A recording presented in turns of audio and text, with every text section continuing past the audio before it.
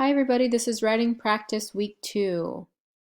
So we are going to continue to practice making sentences in English. Vamos a continuar practicar haciendo oraciones en inglés. So we are going to keep practicing making sentences in English.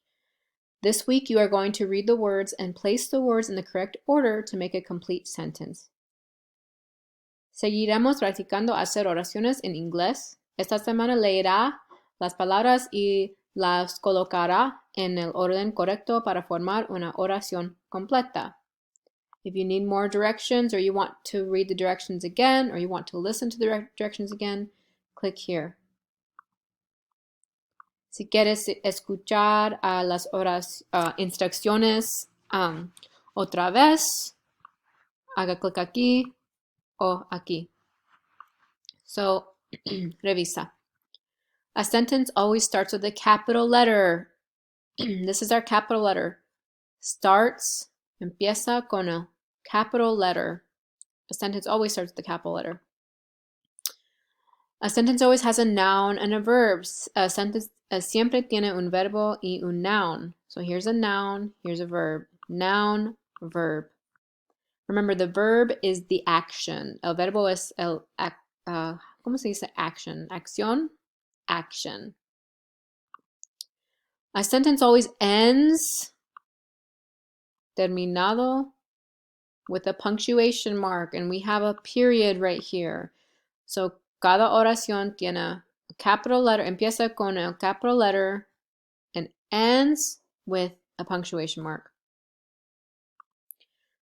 So reminder, capital letter, noun, verb, punctuation mark. The student walks.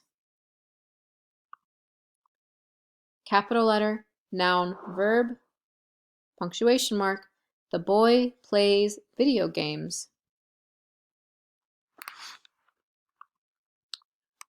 Your homework. Look at the words, read the sentence, click and drag the words to the correct spot in the sentence.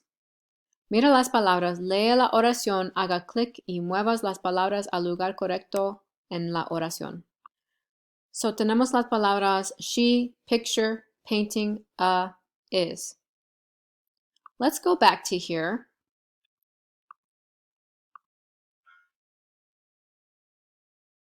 And let's look at which word, cuál palabra is first, es primero.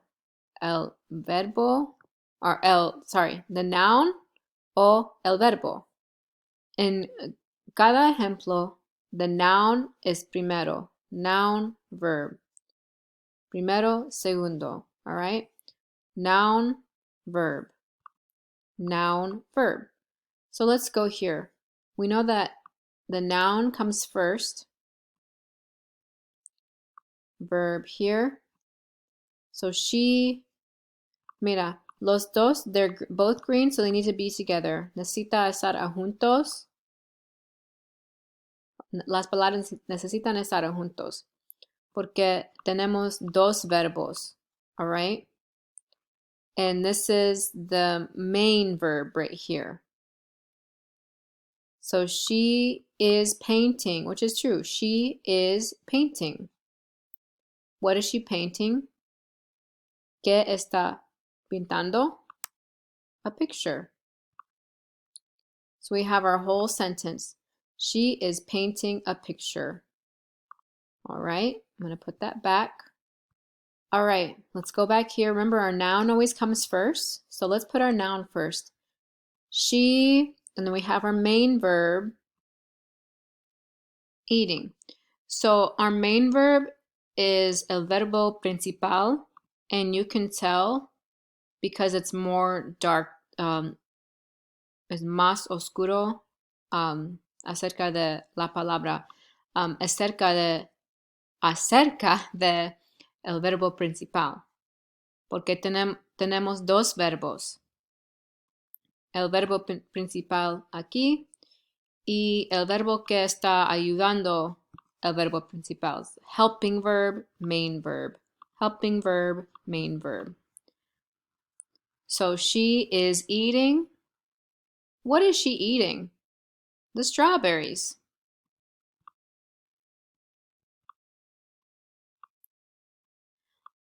Entonces, mira, en este ejemplo tenemos the noun aquí. We have the noun first. Tenemos el sustantivo primero. Before, antes de el verbo. Tenemos dos verbos, verbo de ayuda y verbo principal. And then we have the rest, which we will learn about later. So, ¿cuál verbo viene primero en cada ejemplo? ¿El verbo de ayuda o el verbo principal? En este ejemplo y en cada ejemplo, el verbo de ayuda viene primero del verbo principal. All right? She is eating. Ella está comiendo the strawberries. All right? So don't forget that when you are working with your examples. So we start with the noun first, sustantivo primero. He, what is he doing? En español, piense. Ella está leyendo un libro. Perfecto. So, él está, he is leyendo, reading.